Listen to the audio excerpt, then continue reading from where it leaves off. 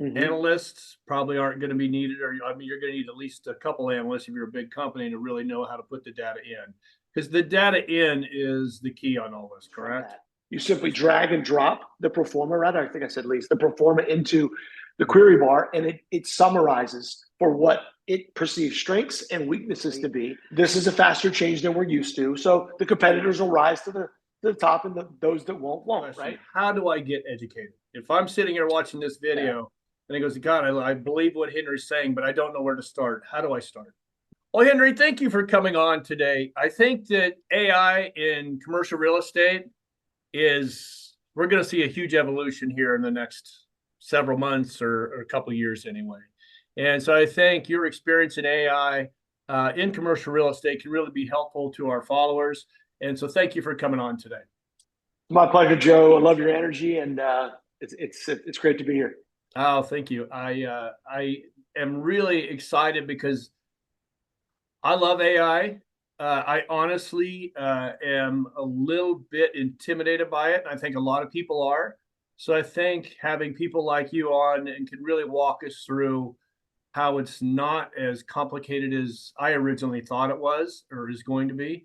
But I think there's a learning curve that we all have to learn, and so that's why I think this is critical. In regards to your experience with AI, can you kind of give us your background on it, please?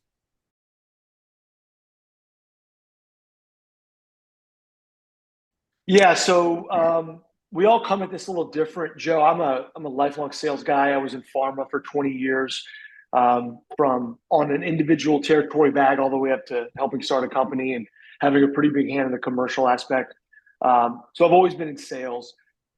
The last company I was involved with, we exited. And when I did exit, about that time in my town, the Blockbuster video stores were all beginning to close. And I thought, as a young 40, I think I was 41 at the time, that was really an odd thing to see. And so I had time and some resource on my hands. So I really dove into what happened to them. And we know Netflix happened to Blockbuster. Well, Netflix was an emerging technology matched with a new business model. They said, Joe, if you don't want to return the DVD when you don't want to, fine, keep it as long as you want. And we thought that was super cool, right? So at that time, I thought, okay, if this can happen to Blockbuster, meaning a business you never thought you'd see go out of business, who's next? And this is almost 14 years ago. So we started a small consultancy that looked at what we call the Essential 8. And those are the 8 technologies which we felt, and were proven to be correct, are coming a little bit faster than people think. And they're going to change a lot. And artificial intelligence was one of the 8. So when OpenAI launched GPT-3 in late November of 2022, we were on top of that. And we basically exist to kind of educate and then support and build all the things that we educate and support on. Because another thesis that we have is small to medium-sized businesses in this country can either use this as a great disruptor, or they can be run over by it. And we would rather people be in that first bucket.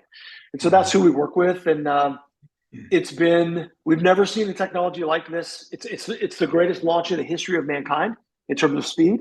And so we only think it's going to get faster. And so that's how we kind of got here. Okay. And the name of your company is Disrupt Ready, correct? That's correct. Mm-hmm. All right. Well, we'll give you a little pitch at the end so everybody knows where to find you. All right. So where do you see AI affecting commercial real estate brokerage the most over the next few months?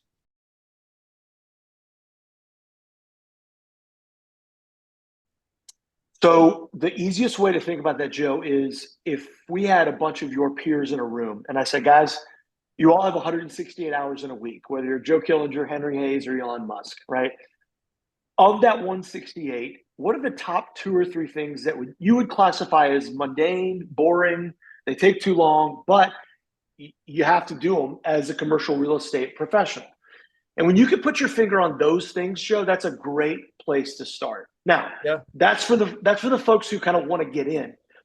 The folks that are coming for the traditional CRE margin, that's different because they look different than you. They don't have your experience, but they'll be using these tools to do things much more efficiently, much more quickly. And so that's what you got to kind of look out for, meaning the bullet that they have coming for you, you won't see coming. But to go back to my original point, The easiest way to do it is to say, what don't you like to do? And then ask the question, can AI and automation replace that? And majority of the time, the answer is yes. So I'll give you two examples in your world. Number one, the lifeblood of any good commercial real estate firm would be their ability to kind of review complex leases, right? Those are go, no go in a lot of deals. Or at a minimum, that's where the deal's value is struck. And they all look different. And so we found upon examination, these leases are long. Again, they're like thumbprints, they're all different. And so someone sat hour after hour examining pages and clauses. Well, what if you could train an AI system to know what great looks like and then simply drag and drop the lease into that system? We've done that. It's called lease links.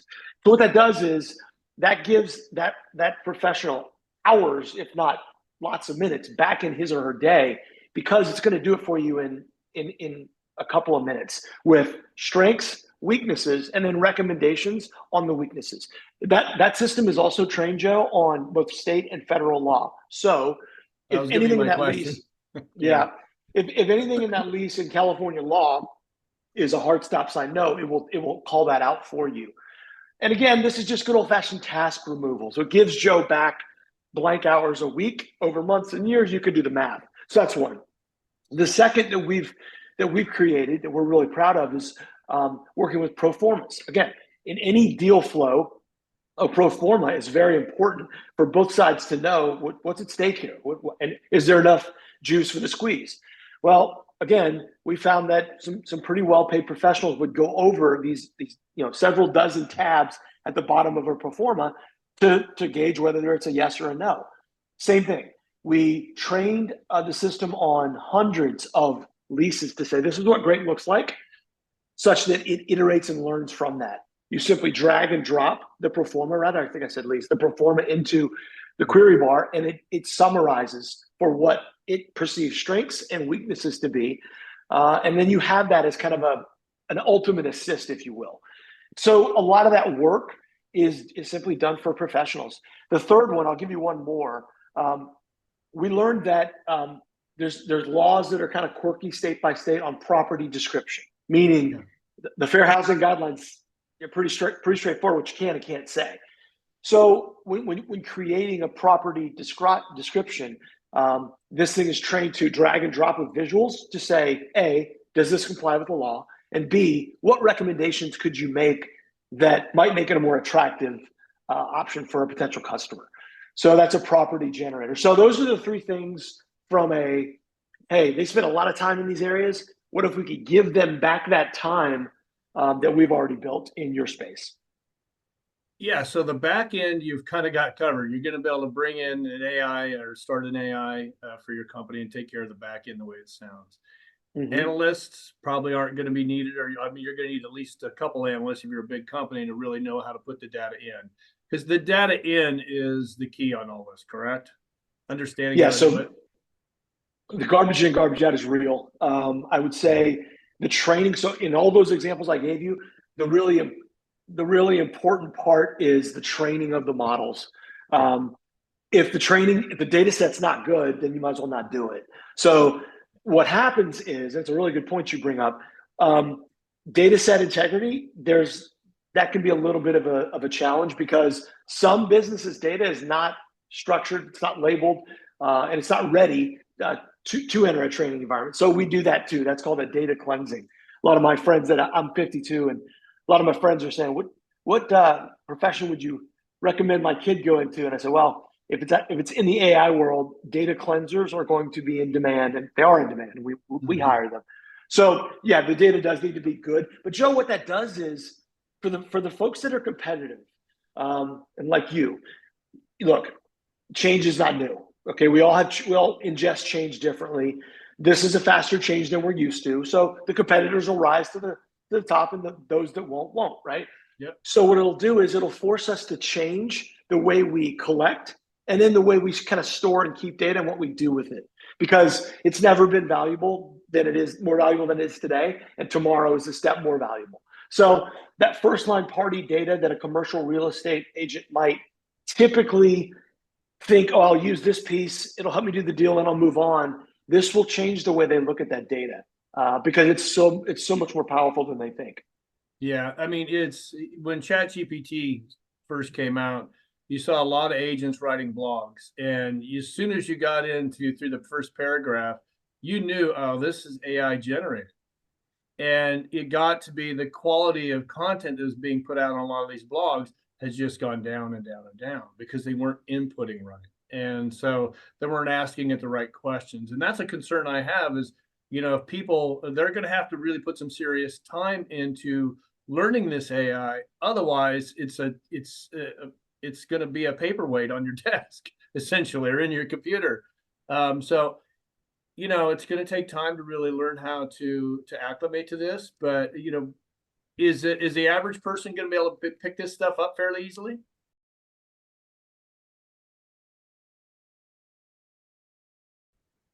Yeah, look, that's one of the interesting things about this technology. A 5-year-old can figure out ChatGPT because essentially it's a conversation one to one. Now, what you're talking about, Joe, is important. It's called prompting or prompt engineering, meaning the more specificity you give in a search, the better. Because essentially what AI is, Joe, it's a prediction machine. It's trying to give you the best answer based on what you asked it. And that's kind of the kiddie table stuff. The second and third layer deeper is much more dealing with the predictive customer behaviors and things where it's getting quite intelligent. But there's still plenty of utility just on the good old fashioned back and forth ideas.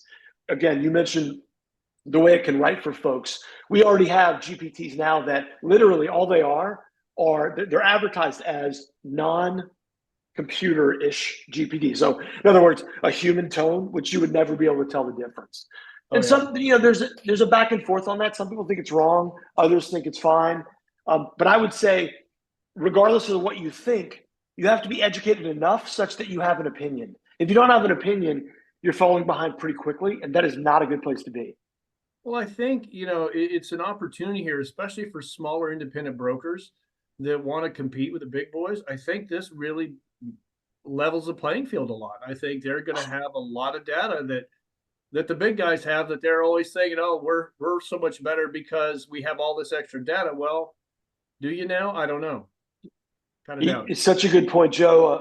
A company of 5 can look like 50. Frankly, they can look however big you want. I think that where the rubber hits the road is the following. Think about go to the front of the deal cycle that you guys all go through. How you find those new clients. I would bet dollars to donuts that it's not as efficient as it could be. And if I jumped into Joe Killinger's data set over the last 20 years that you've been doing this, I bet you I could pull out some really interesting data along with the analysis as to these 6 people are your customers. This is what they all have in common. These are their pain points. These are the way that they like to be messaged, on which platform, at which frequency.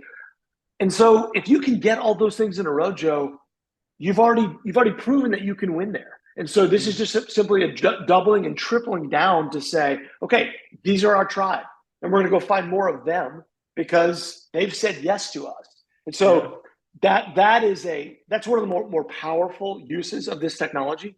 And it's we could do it yesterday. Oh, I know. Here's the thing. As a commercial real estate agent, we're putting content out on a daily basis. We're putting on all the social media platforms. We're doing cold calls. We're doing block programs, door knocking. With AI, we can create so many efficiencies that our time is going to become so much more valuable that it'll just start knocking it out of the park for those that understand it. If you don't understand it or don't want to take the time to understand it, I mean, I get right now that, a lot of people that are afraid of getting on and creating content for social media. This cold calling works for me. Well, okay, that's great, but how much of the market are you missing? And if you're choosing not to be looking at AI right now, I'm afraid that a lot of people are going to miss the boat, and their market's going to be overtaken with somebody that took the time to really learn. And Joe, you nailed it. I'll say two things that I would say. Forget the technology. If you want to go 5 to 10 years from now, and Joe and Henry are having another meeting, and you say, Henry, how can we tell in this space who won? And I would say, Joe, let's look at the baseball cards, because you flip that card over and you have statistics on the back, right? Batting average, RBIs, etc. In your field, it's going to be Leadership. Can you, as the leader of your CRE company, see that change is afoot and you want to be in front of it? That's leadership. That's not management, number one. Number two, are you flexible? Meaning, you may have to, or you're going to have to resource this change. And so you're going to have to stop doing some of the things you were doing and start doing some new things. That's flexibility. And number three, it's good old-fashioned competitiveness. I find in your space, those that are the most successful tend to be pretty competitive people. So if Joe Killinger knows that one of his top competitors across the valley in LA is starting to do this, are you really okay with him or her having the leg up on you? Most of the time, the answer is no. But the market's going to sort itself out on who's truly competitive and who isn't. Yeah. So look, I mean, the olden days in the 50s, Joe, in sales, we used to go door to door, and that was the way we sold to people. Mm-hmm. And then there was something called the telephone, and then the computer. So these innovations aren't new. We've always had to process innovation. The problem here is this is so fast. It took Netflix 3.5 years to get 1 million subscribers on its platform. Joe, it took ChatGPT 5 days to do the same. And that data is now 15 months old. Yeah. So, you can't ignore it.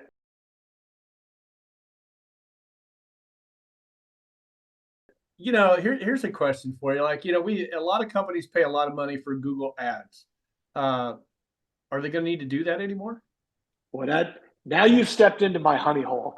Yeah. So let me preface what I'm about to say. This is the long tent play.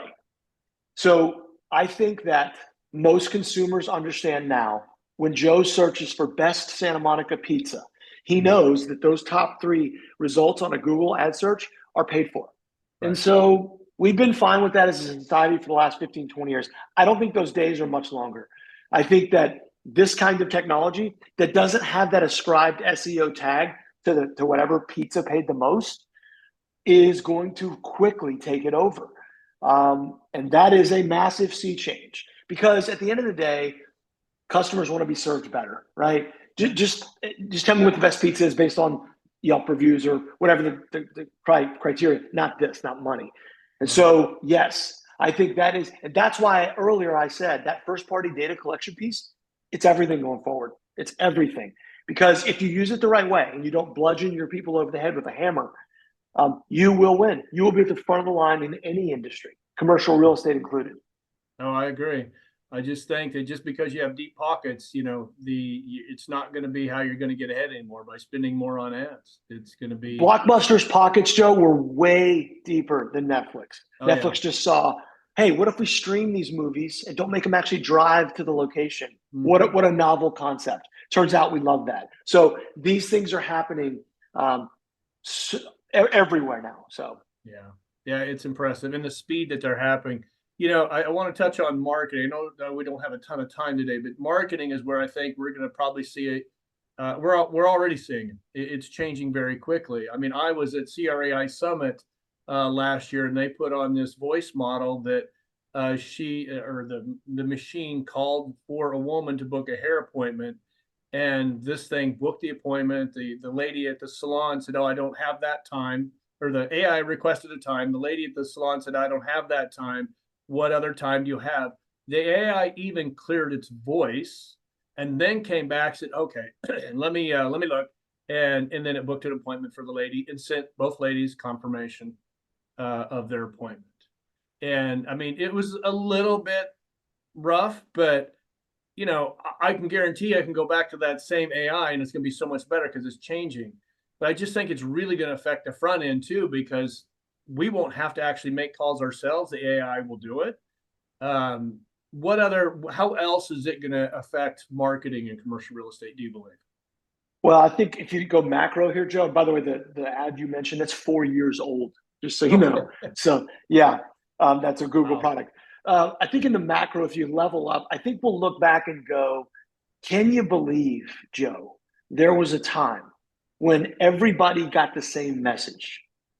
And it'll almost be metaphorical to me telling you, up until February 25th, 1990, you could smoke on a domestic airline flight, which my kids still think I'm lying to them. And I say, guys, I remember the ashtray and the armrest because it's patently absurd. Of course, it was a dumb idea, but I think we'll be in the near future, definitely in your career, Joe, where we go, gosh, I can't believe we served the same message to everyone, because of course we shouldn't do that. You should never give a pound cake to a type 1 diabetic, right? That's a bad idea. Yeah. So Sure. that's one of the biggest ones.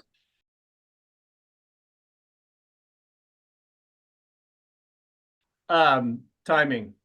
How fast is this going to start taking really a hold? I mean, it's starting, I Yesterday. know, but Yeah. how The far out? problem is you don't hear the true market moves because Yeah. they're market moves for a reason. Right.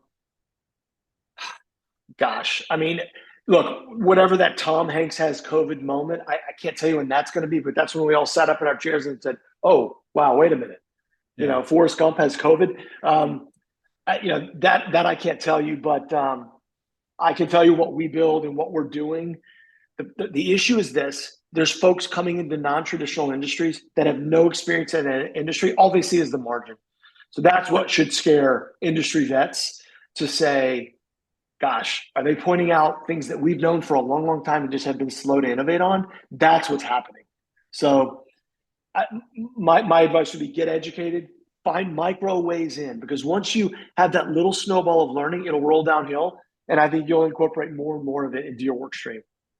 Okay.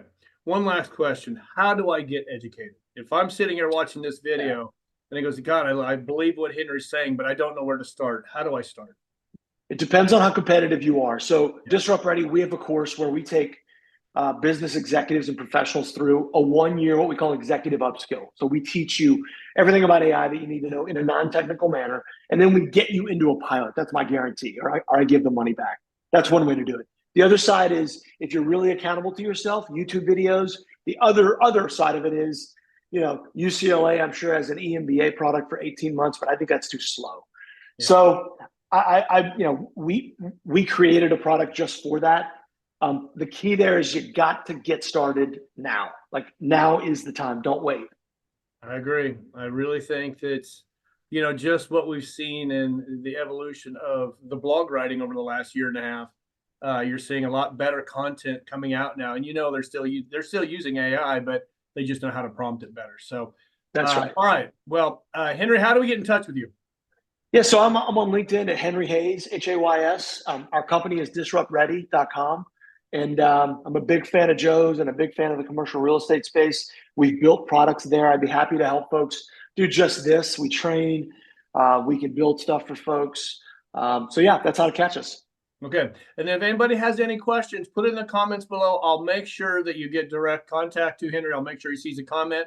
And I'm also going to put Disrupt Ready and Henry's contact information down below. So, Henry, thank you very much. Thank you, brother Joe. All right. I'll talk to you later. Take care.